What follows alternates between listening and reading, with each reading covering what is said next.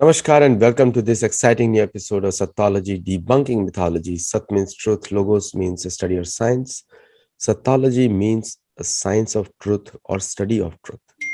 Opposite of that is mythology, which means science of fake lie imagination or study of fake lie imagination, coming from the root Sanskrit word myth.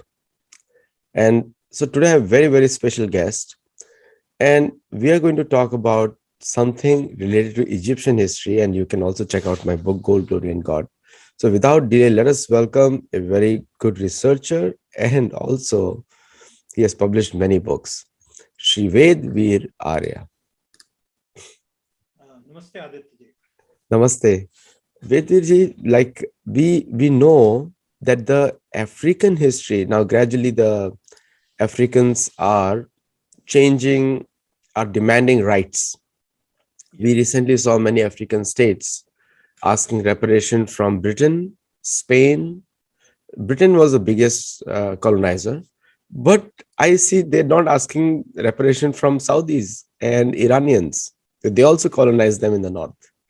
And the entire ports were colonized. Alexandria, many of those ports were colonized by the Islamic states also. So, so what is this? So we all know that Africa is rising. Are they also that nationalism is also rising now of all the African states? No, that's true. Recently, I saw a small video clip from one African lady. She was actually saying that these Europeans, they just conquered or just colonized certain countries, even Africa, even Asia. And then they say that we have discovered you. It means before the white man arrives, you don't exist at all. So this is the paradox in the narrative. They all, everywhere, even in India, like Ajanta Ellora, caves existed. The local people knew it. But they say that some Britishers came and he discovered it.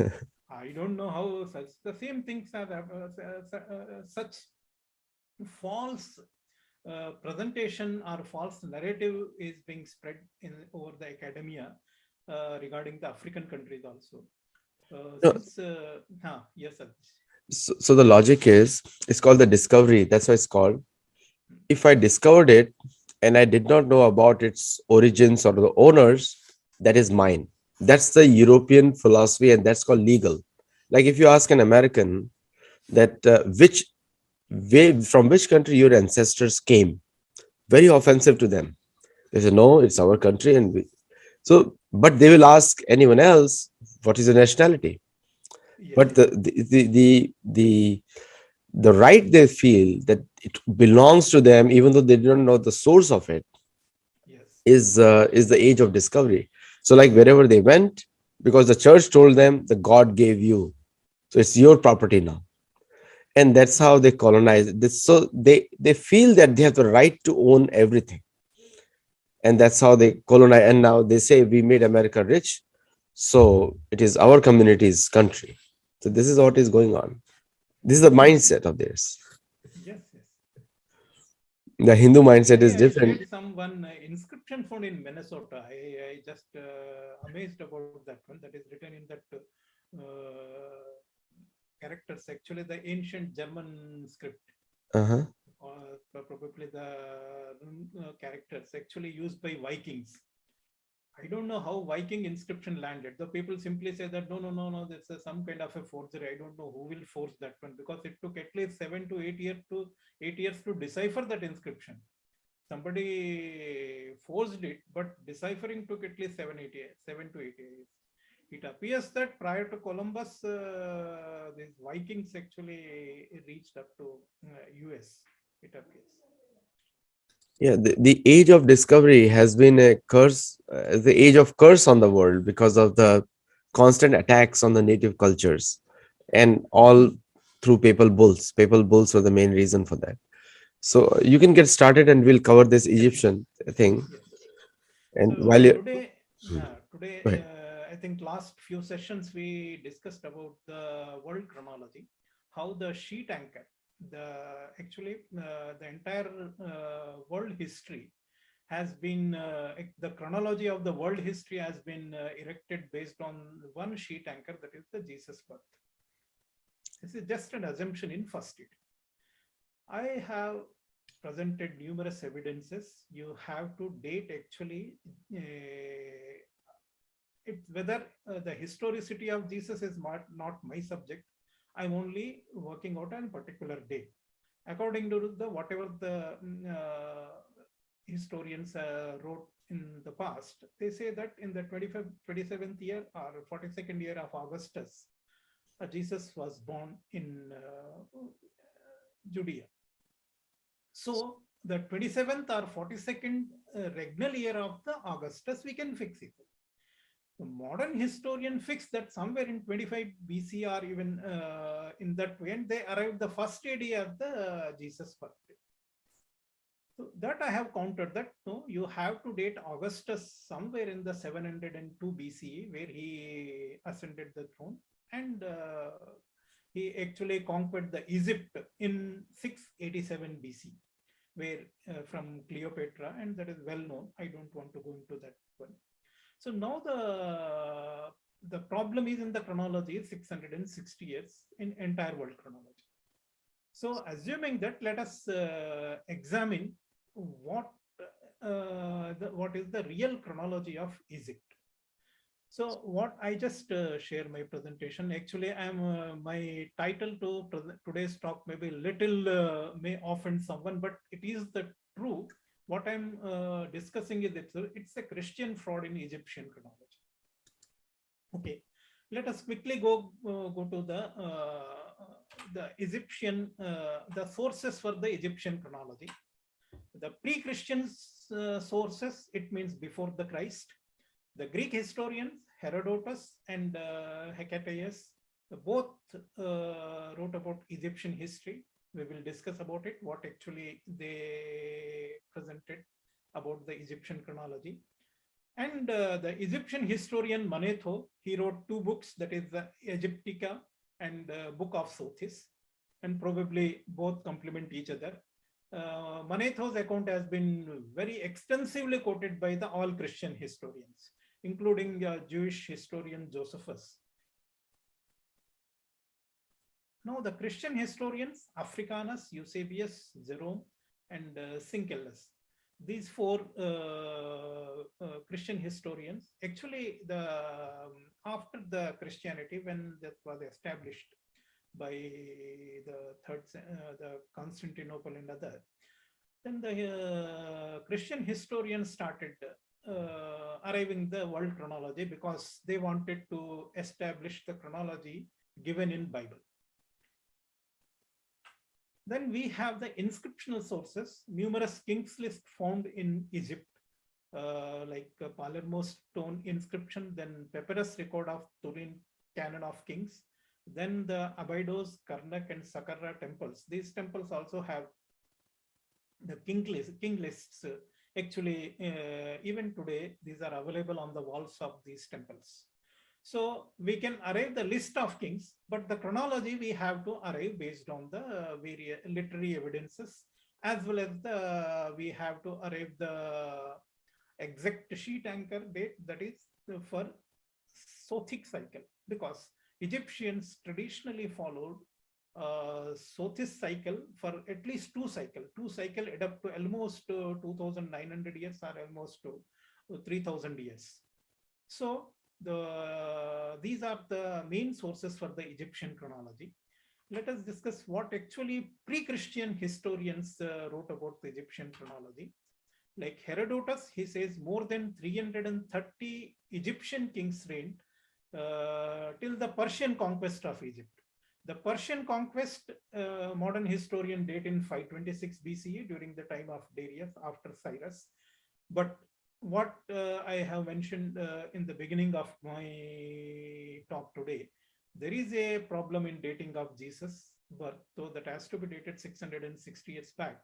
So you have to date this Persian conquest. Achaemenid Empire also actually established around 1200 BC, and if we say in exact term, Cyrus ascended or actually conquered or became the king of Persia, or he established the rule of Achaemenid Empire in 1199, exactly in 1199 BC. So Darius, he conquered the Egypt somewhere 11,086 BC, 1186 BC. This Hecataeus, he lived before Manetho, or he may be a senior contemporary of Manetho. So Hecataeus, he says that Egyptians had a dynastic history slightly more than 4,700 years and assigned 470 native kings, 4 Ethiopian kings, and 5 queens to the interval from the menace to Persian conquest. So this Hecataeus is clearly giving the chronology. He is saying Persian conquest, the last Egyptian king whom Darius has defeated. From there to, if you go backwards, so you have to count 4,700 years. So what you do, you just add 1186 plus 4,700. It is actually 5,900 BCE.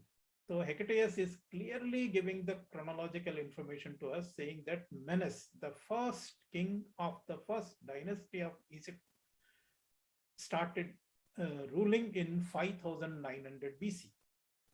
So it is actually in the beginning of 6th millennium, the first dynasty of Egypt founded their rule. But the problem is with the modern, even we'll say Manetho. Manetho also, almost in the same terms, he gives the dynastic history and he says that more than 5,500 years up to the time of Alexander.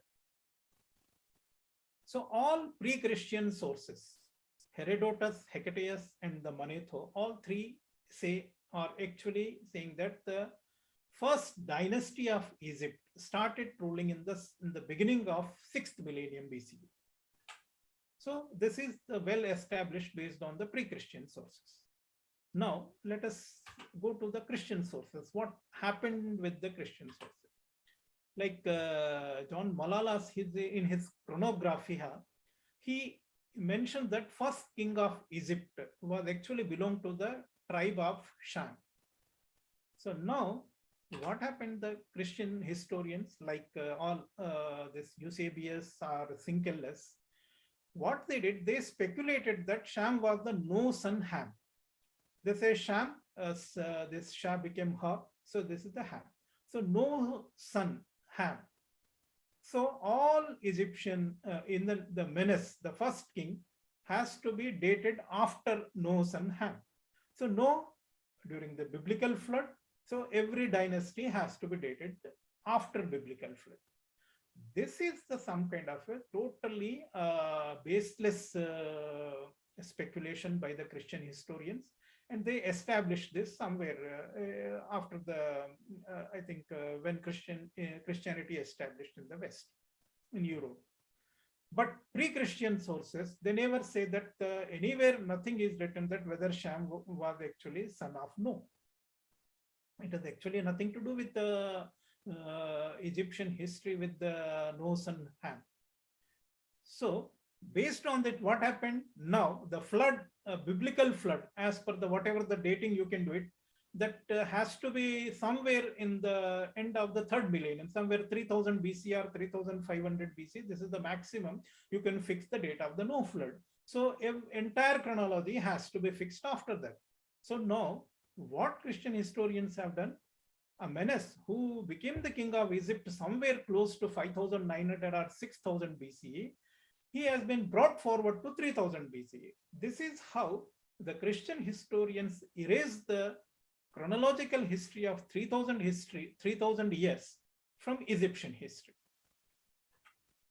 Now, this is the problem. How to date it? Because I have exactly dated the flood based on the astronomical information given in the Babylonian sources and even Persian sources. That flood can be dated around 3708 BCE.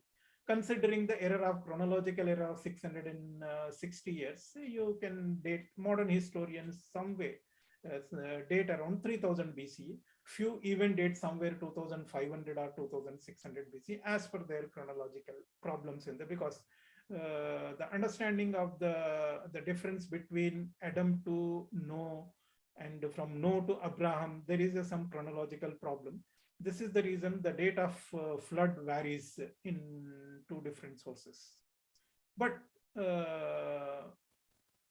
in the real historical sources of Egypt, they refer to Menes, who reigned in 6th millennium BC. So you can't date 3000 BCE or somewhere closer to 3000 BCE. So this is how Egyptian chronology has been brought forward by 3000 years. So first fraud in the Egyptian chronology is these Christians, historians, mistakenly or deliberately just brought forward the menace after the biblical flood. And they actually, without any evidence, they linked Noah and Ham as the progenitor of the first dynasty of Egypt. But actually, as per my research, the Egyptian first dynasty had origins in the Persia. How that is? Because the Sham was actually a Sam, the son of Nariman and the grandson of Gorshas, and who was the last king of Pishtadian dynasty of ancient Persia. Firdausi's Shahnama gives the complete the genealogy and chronological history of Persia, but the European historians rejected this Firdausi's Shahnama, whatever the Persian king's list or king's chronology given in Shahnama as a mythology. But I don't know why Adam to Noah to Abraham is historical, but Firdausi's Shahnama is mythology. This is utter nonsense.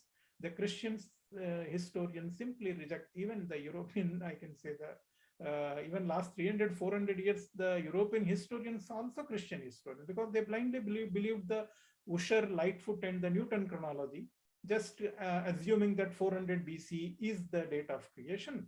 Thereafter the flood around 3000 BCE or somewhere 2500 BCE. Now every civilization has to be dated after 3000 BC. No civilization can exist. This is the kind of a faithful. So I always call European historians are their faithful historians, not a reason of those who do the research based on the some evidence or any academic rigor they follow. So these faithful historians rejected Firdausi's Shahnama because he talks about the chronological history going back to more than 10,000 BC. So they don't want to accept it all. So that's why they rejected it. But actually the Sam, Nariman, the grandson of Gurushas, he was the progenitor of the first dynasty of the Persian. So the descendant of Sam migrated to Egypt. Not only Egypt, they migrated towards even Europe, and so many Persians. This is actually, as per my chronological, I have actually worked on the Persian chronology, and the genealogy given by Firdausi. So somewhere 8000 BCE, the first dynasty of Egypt, not first dynasty, actually the originator, the descendants of Sam, they migrated to Egypt. When the Kayanian dynasty took over the reins of Persia, actually around 8000 BCE, Kayanian dynasty replaced the Pishtadian dynasty. So this change actually led the migration of the Sam's descendants. So these descendants, some they went to Egypt and settled there. And who were the Persians? This I have already explained. Persians were actually the Asuras who migrated from India around 11,500 to 11,100 BCE. During the Vedic era, there was a conflict between Devas and Asuras. Devas and Asuras were cousins. They were actually fighting for the political power in India. But Devas defeated Asuras, and the Asuras had no other option to migrate towards westwards. And they went with their Asura Veda. Like Devas had Rig Veda, Yajurveda. Similarly, the Asuras also had a Asura Veda, and Asuras also spoke Sanskrit, but little difference in their grammar. So same Asura Veda has been recompiled by Zoroaster around 7000 BCE into Avesta, and he established the monotheism, that is the Zoroastrianism. So this available Avesta is why it is so close to Sanskrit, because that Avesta was actually the recompilation of Asura Veda, which was written in Sanskrit. So this is the reason there is a lot of similarity in the language between Vedic Sanskrit and the Avestan language. And the Persians only migrated towards Egypt. And what is the real fraud in the Egyptian chronology? First fraud is the chronology has been brought forward by 3000 years. They just erased the history of 3000 years. Now, since they have brought forward the chronology by 3000 years, there is a King Narmer and the Menace. Then the modern historians simply said that these both are an identical kings. But actually, there is a chronological gap between the Menace and Narmer, more than 2500 years I have established in my book. Nowhere in the history, nobody has ever said that Narmer was actually a menace. No. Both are two different kings. Narmer belonged to the 13th dynasty, whereas the Menace belonged to the 1st dynasty. But modern historians simply clubbed both together. Since they have brought forward the chronology by 3000 years, now they have no other option to assume that Menace and Narmer were an identical kings. And another problem, since Book of Sothis, it talks about, it gives the chronology from 6000 BC onwards. So that's why they say that the one pseudo Manetho wrote the Book of Sothis. He was not the genuine Manetho. I don't know, before the modern Egyptologists, last 200 years before, nobody ever mentioned about any pseudo Manetho. Why somebody will write something in the name of Manetho irrationally? It is totally unacceptable. But if that's so, but Book of Sothis is correctly reconciles with the chronological history given by the Greek historians like Hecataeus or Herodotus. But modern Egyptologists simply say that the pseudo Manetho wrote the Book of Sothis. This is absolute nonsense. Book of Sothis and Egyptiaca, both books have been written by Manetho. So this is actually before 18th century, nobody knew about this, the difference between pseudo Manetho and genuine Manetho. There was only one Manetho. So these are the biggest problems in Egyptian chronology, because the Egyptian chronology has been unreasonably brought forward by more than 3000 years. There is another fraud in the carbon dating. So it is very, very interesting in that one.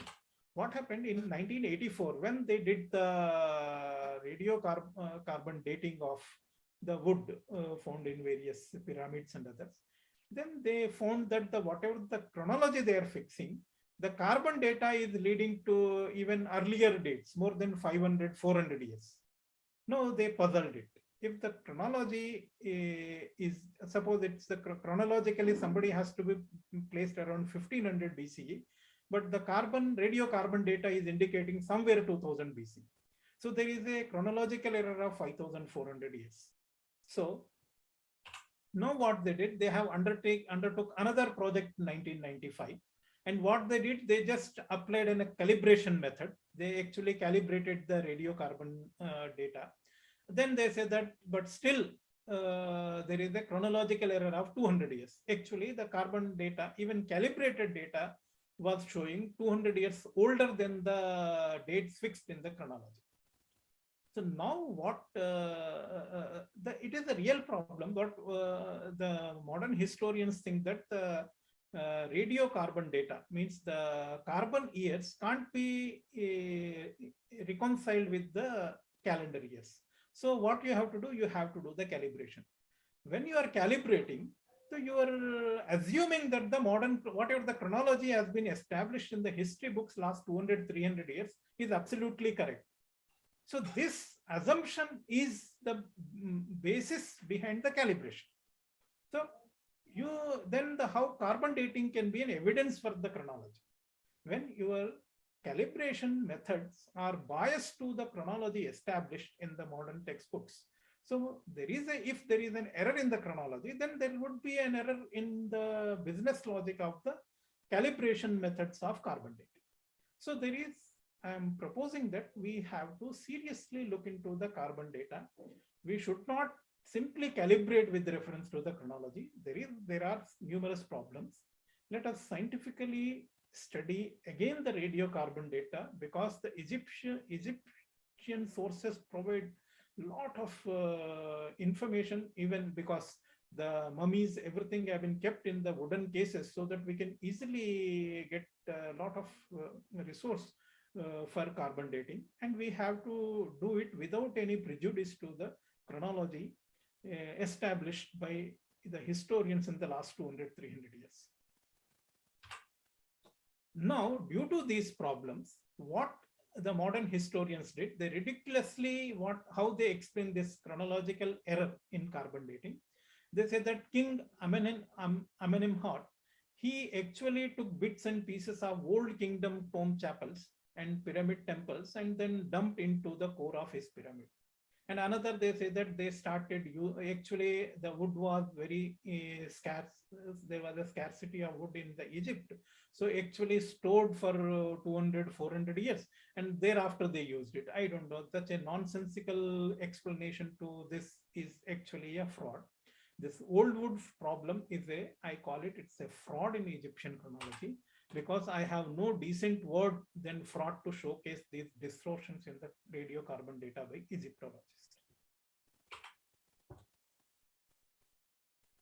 Now, he is the legendary archaeologist from France. He is the Jean-Francois Champollion. He lived around 1790 to 1832. And he was the person who deciphered the Egyptian hieroglyphs. Before him, nobody was able to understand what is written in the Egyptian hieroglyphs. Okay.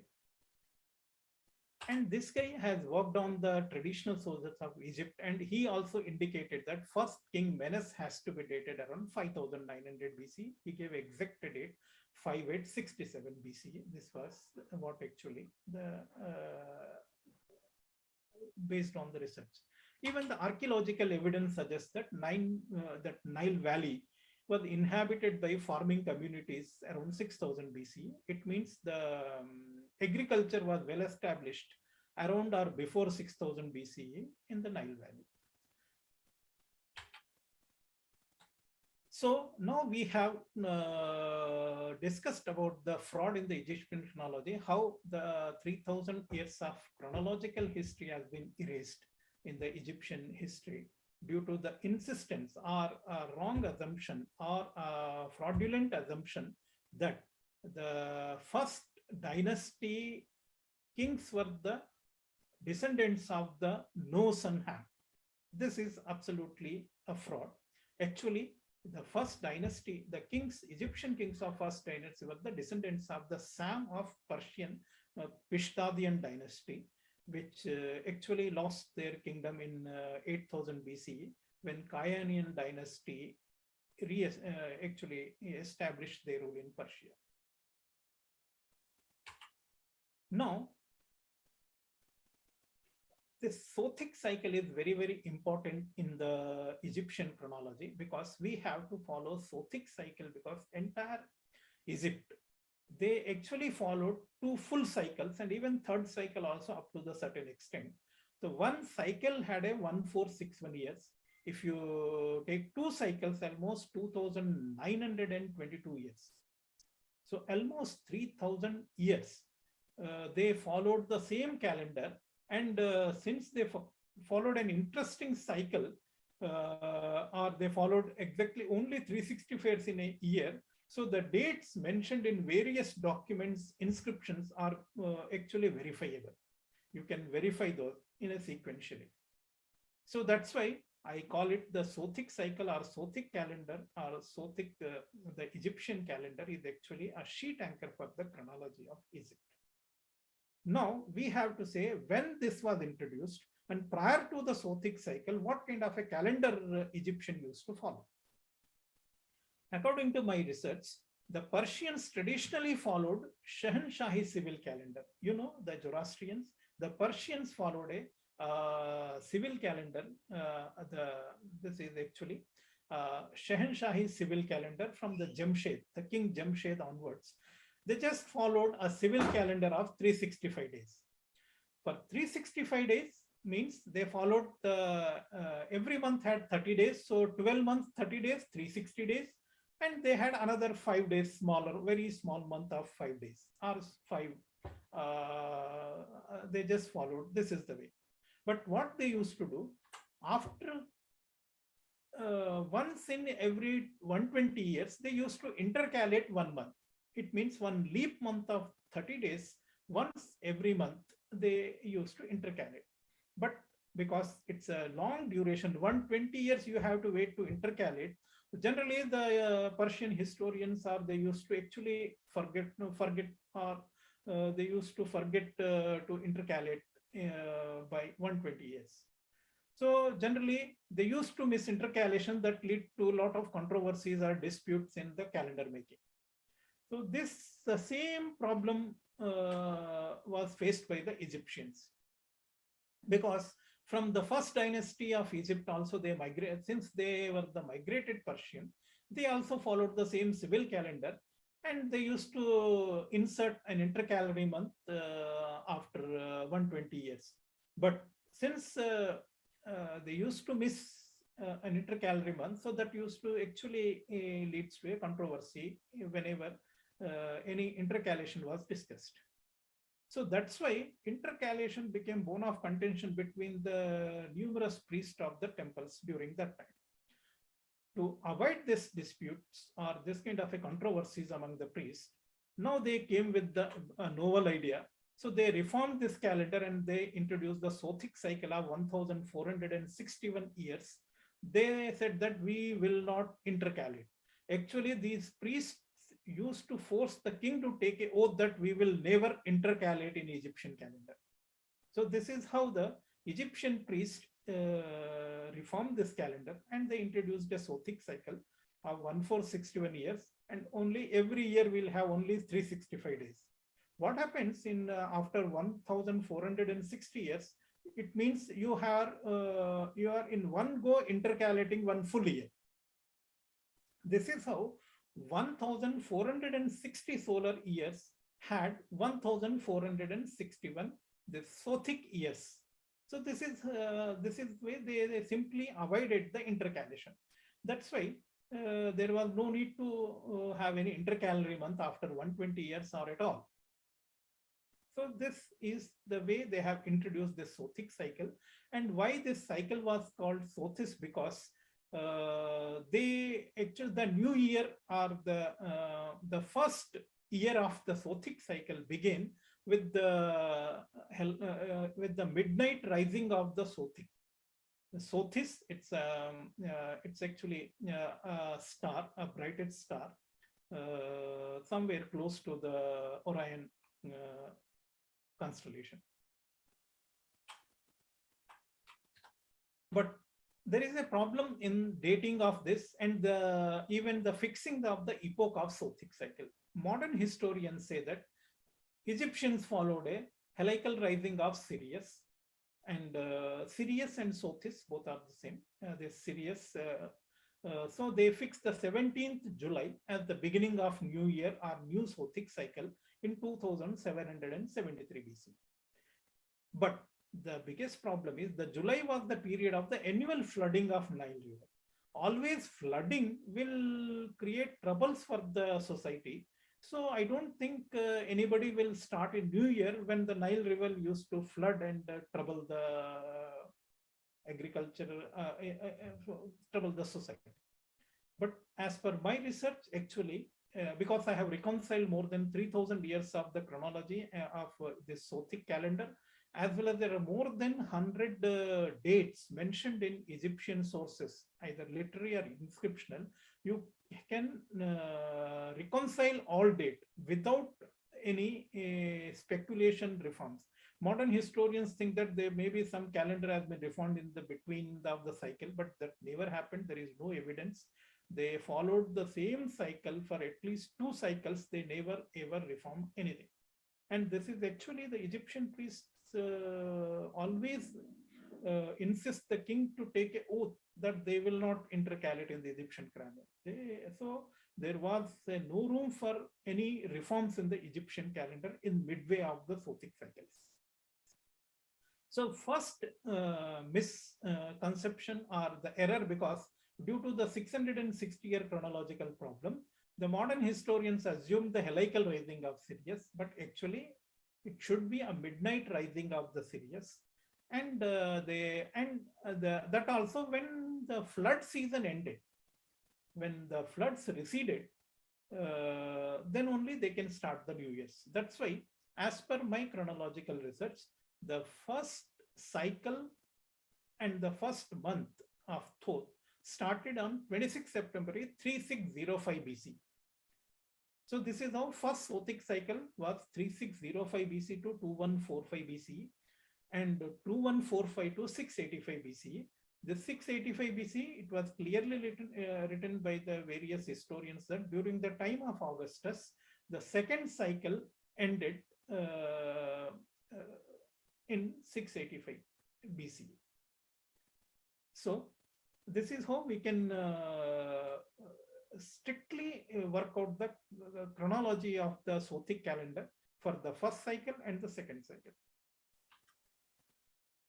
Now, the early dynastic period. Early dynastic period from 5905 to 37, because as per the chronology established by me, the first dynasty ascended the throne somewhere 5905 BC. This was the date in which Menes became the king of Egypt.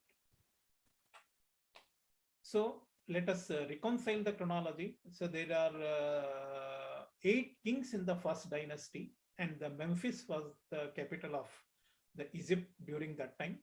Though Africanus mentioned same thing 253, where Eusebius says 252 years, 8 kings, but what the total gives 263 years. So I took 263 years.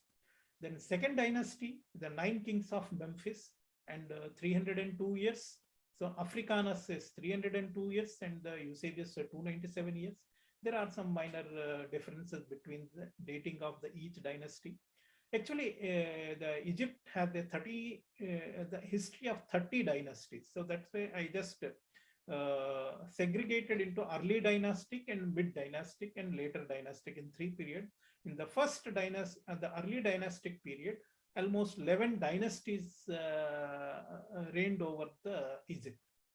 Then the third dynasty, 214 years, and fourth dynasty, 277 years, and the fifth dynasty, 218 years, and the sixth dynasty, around 197 years.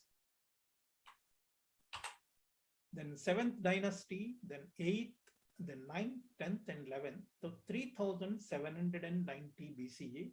And total is almost 2205 years are over. These 11 dynasties had a chronological history. As per these Christian historians only gave, because actually they have quoted Manetho.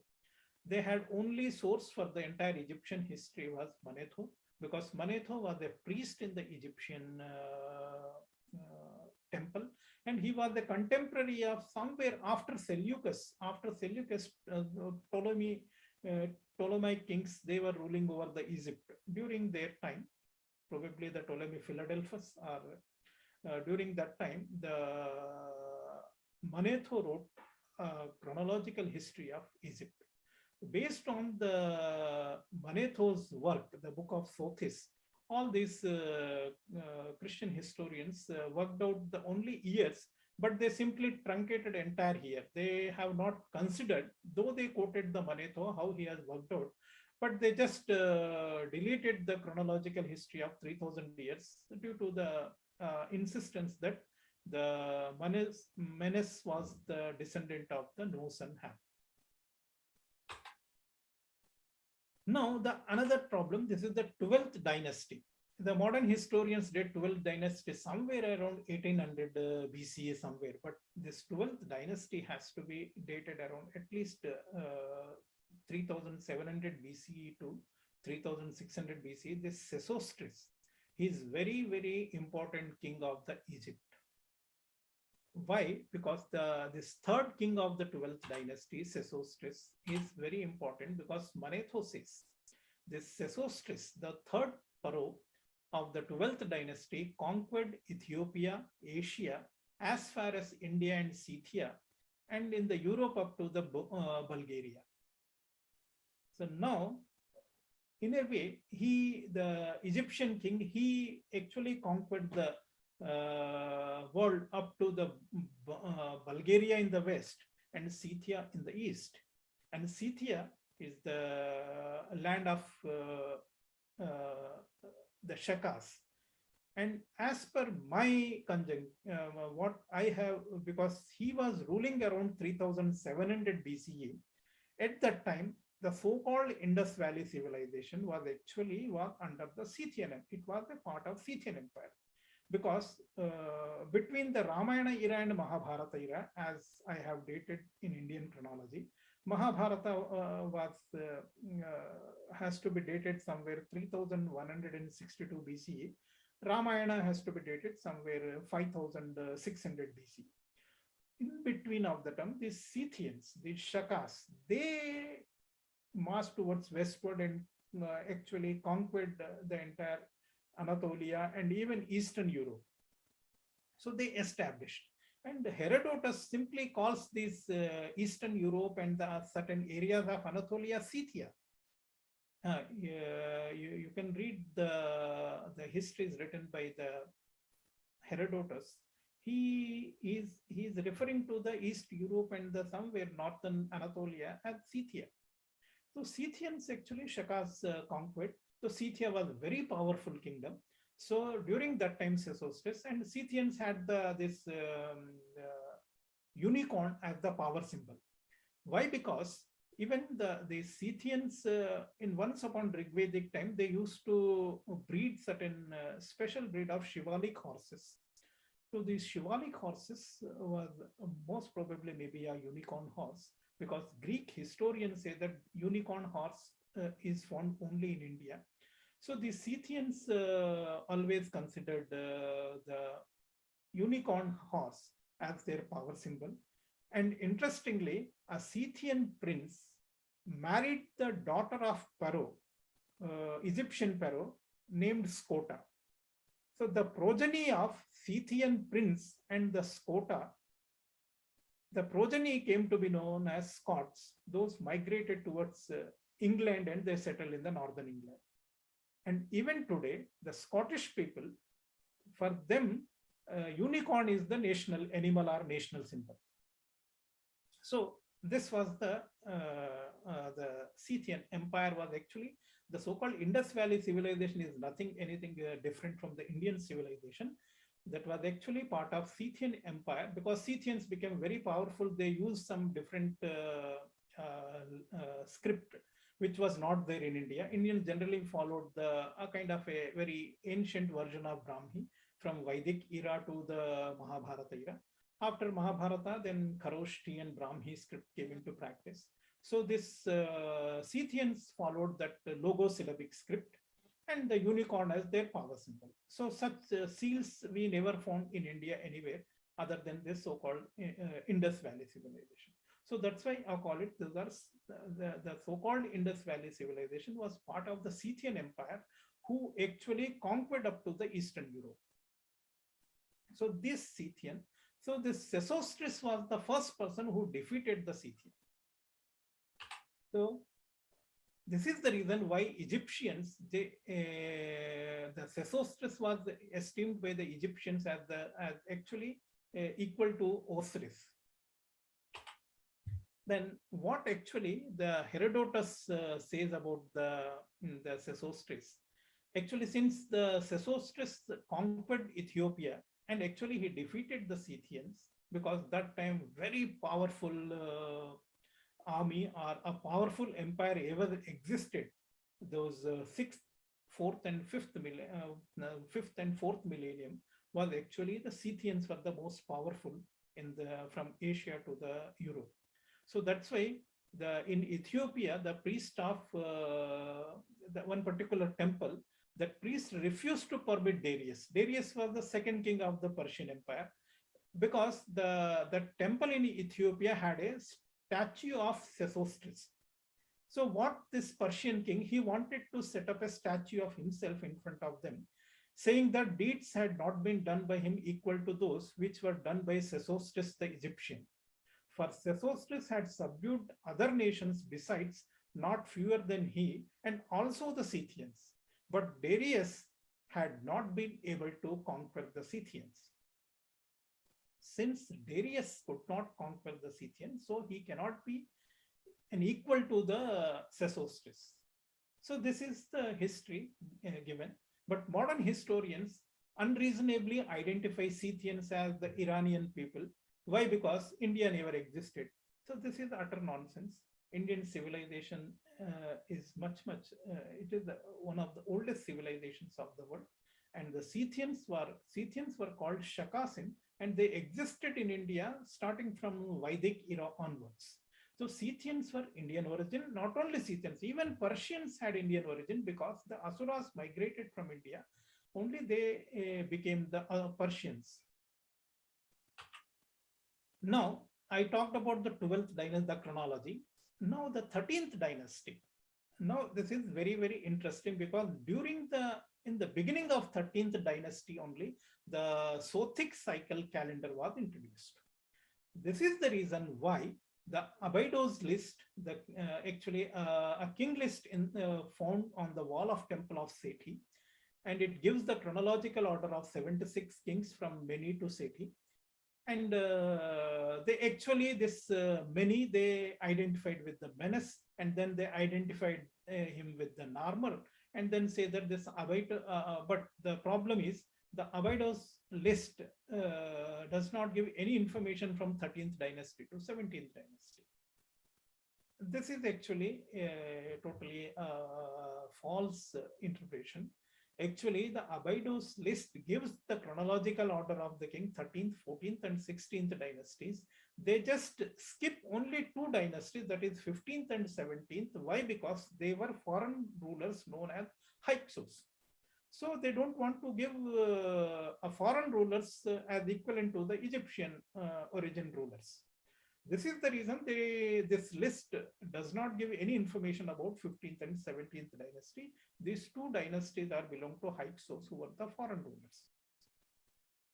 Now the Abydos list only gives for this period 13th dynasty, but what modern historians started, they just since they have brought forward the Egyptian chronology by 3000 years, now what did they picked up the first king of first dynasty, Menes, from there, and they placed in place of the first king of the 13th dynasty. This is how they have erased the chronological history up to 12 dynasties, and all those dynasties they just hypothetically they calculated, and they said that these are the first dynasty starts from the only from Many. Many was actually the first king of the 13th dynasty, and he was the Narmer, not the Menes, who lived at least 2500 years before the 13th dynasty. Same thing, Karnak list, it gives 61 kings, and in the Saqqara list. So there are numerous lists, but whatever the lists are available, these temples give the list of the kings only from the 13th dynasty, because that Sothic cycle, a Sothic calendar was introduced, and Sothic calendar became very sacred for them. So that's why the king list found in temples, they don't give the ancient kings of the prior to 13th dynasty. They only give from Many onwards.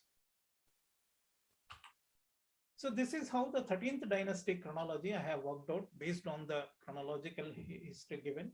So I have equated this Many of the first king with the Narmer. Then even we have found numerous that ivory one seal found that related to the king Zer, the third king, and it was carbon dated around 3300 BC around. So perfectly matches the 300-400 years that carbon data, the calibration problems. If you correct it, the chronological history is correct. Now one is now here, if you see the Khufu, he was actually the builder of the Giza pyramid. So it means what I am saying, Giza pyramid has to be dated around 3350 BC, not 2500 or 400, what is being the way the modern historian dated. So this was the Khufu. He was the actually builder of the Giza pyramid. So now this is very, very interesting. You just the dating of the Khufu, the Kepos actually, Cheops, the way the Greeks pronounce this name. So his date, as per the chronology, what I have reconstructed, he has to be dated around 3350 BC. What I'll do, I'll just give you one interesting information. An engineer he called Wayman Dixon, he discovered a cedar plank inside the Giza Pyramid's Queen's Chamber in 1872, around 150 years before, which was donated to the Museum of Aberdeen in 1946. So he had one cedar plank and he just actually donated to the Aberdeen.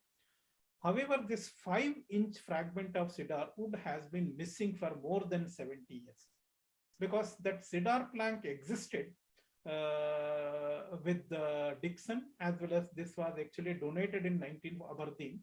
So this cedar plank existed up to 1946 because the carbon dating methodology was actually invented only somewhere 1950. So that time there was no carbon dating methodology existed. So that just the cedar plank as a souvenir, they just kept in the museum. But that went missing since 1946 onwards. Now what happened in 2020, they actually rediscovered that cedar plank in 2020. And then that cedar plank was carbon dated. So that carbon dating, it suggests a period of 3341 to 3094 BC. Now, even various carbon dating related to the others also, they also go back to the 3000 BCE for the Giza pyramid. So it correctly establishes there is a serious chronological error of 700 to 800 years in the Egyptian, only due to the dating of Jesus' birth. And so that we have to correct it. So based on that, it is very amazing that around 5350 years before, such a marvelous a pyramid was built by Khufu. But Egyptians never liked him because he actually forced the Egyptian citizens as the laborers. That's why. So, and now after this, there are another, then what I am giving the chronology of the 14th dynasty. This dynasty reigned for 195 years. Okay. Now, after this 14th dynasty, because nobody, I just mentioned you that Abido's list simply skips the chronology or the list of the 15th dynasty. Why? So this 15th dynasty was actually the invasion of Hyksos. And it is what I am claiming that they were the Indian kings, that Hyksos were actually Shakas. How this is, let me explain. This 15th dynasty, you know, the Manetho, what he's giving the account of this Hyksos invasion in the Egyptian. So what he says, during the reign of Titimeus, whatever I am not able to pronounce it, it happened, I know not why, that God was angry with us, and there came unexpectedly men of ignoble birth from the east. So please listen to it, from the east. And they were bold enough to make an expedition into our country and easily subdued it by force, because we did not even hazard a battle with them. So when they had overpowered our rulers, they afterward burnt down our cities and demolished the temples of the gods and treated all the inhabitants in the most barbarous manner. Some of them they slew and led their children and their wives into slavery. At length they made one of them kings, whose name was Salitis. He also lived at Memphis, and he made both the upper and lower regions to pay tribute. Okay, so he is clearly talking about they are ignoble, the men having the ignoble birth from the east. So the Hyksos came from the east. Manetho is clearly telling, he is not telling that they came from the north. But Christian historians are, they just said that no, they were actually Hyksos were the shepherd kings. They came from the Palestine. I don't know how Palestine is in the north, not in the east of Egypt. Now, let us go back to the other sources to establish who were the Hyksos. The Arin, he was the famous author of Anabasis of Alexander. And he is actually quoting the Megasthenes who visited India. He clearly mentions that moreover that Indians waged war on no men and other men on the Indians, but on the other hand that the Sesostris, the Egyptian, after subduing the most part of Asia and after invading the Europe with an army, yet returned back, and in the Thyresis, this is the name given by the Arin, he was the Scythian who started from Scythia, subdued many tribes of Asia, and invaded Egypt victoriously. Okay, now the clearly are in mentioning a Scythian as an Indian who actually subdued many tribes of Asia and invaded Egypt victoriously.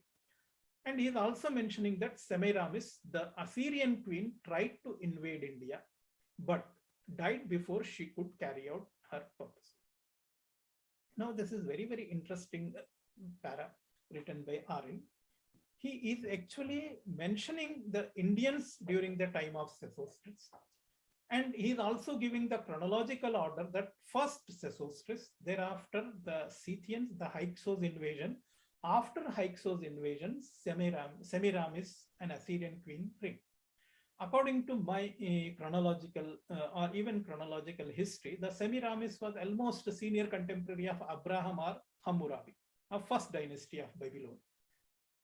So these Greek historians talking about India prior to the Semiram, prior to the Abraham, but modern historians, the India never existed before 1500 BCE. If India never existed, whom they were the Semiramis wanted to invade? So this is utter nonsense. Indian civilization existed and the Scythians were part of Indian society. Actually, Scythians invaded the Egypt and they actually colonized Egypt for more than 500 years. This is the, and I give another example from the Al-Biruni. What Al-Biruni records in his book, what he says, Aphrodisios, an Indian king, ruled over Egypt about 900 years after deluge. So I have dated deluge around 3708 BCE. And if you subtract 900 years from that, 2808 BCE is the time. And Semiramis, as per the Venus tablets dating, I have given somewhere 2600 or 2500 BCE is the date of Semiramis, the Assyrian queen. Now, another interesting fact, what Al-Biruni mentions that the Indian king was the first who introduced the war chariots drawn by two horses. Evidently, the Greek-Persian historians unambiguously record that the Shakas, the Scythians of India, invaded Egypt victoriously and established their rule around 2808 BCE, about 900 years after the deluge or the biblical flood. So this is actually the source of the Al-Biruni from the Persian tradition, though since the way he is naming, probably he referred to the Greek source because Aphrodisios, the name appears to be a Greek. And the Arin also is there. So from the Greek sources, it is clearly written that the Scythians conquered the Egypt. So there is no doubt about it. Now, it is actually Eusebius. He had no idea about from where these Hyksos came in. They simply said they came from the Palestine. And that's why these were the Hyksos from the shepherd, but there was no history about Hyksos in the Jewish history because Jewish people were cohabiting with the Palestine at that time. And Herodotus, when the Egyptian forced the Hyksos kings to depart from the Egypt, it is another fact. Finally, the Egyptian kings defeated Hyksos and they actually drove them away from the Egypt. Then they went to the land of Judea and they settled there and built the city of Jerusalem. It means the Hyksos were the people who built the city of the Jerusalem in Israel. So, in a way, the Jerusalem was built by the Indian Scythians, and they shared this Judea with the Philippines and others. So, since the Hyksos shared the land of Judea with the shepherd Philippines after their exodus from Egypt, Eusebius speculated about the Hyksos to be shepherd. So this is totally wrong, because when Hyksos were ruling, the Palestinians were actually supporting the Hyksos. That does not mean that the Palestinians were the Hyksos. Hyksos were, it is clearly written by Manetho, they came from the east. And there is another source. So in reality, they belong to the Shakas. A papyrus quoted by this Wilkin that actually that papyrus informed that Hyksos were from the land of the Hyksioste. It is written. This is the Egyptian might have referred to the Shakasthana of India as the Hyk.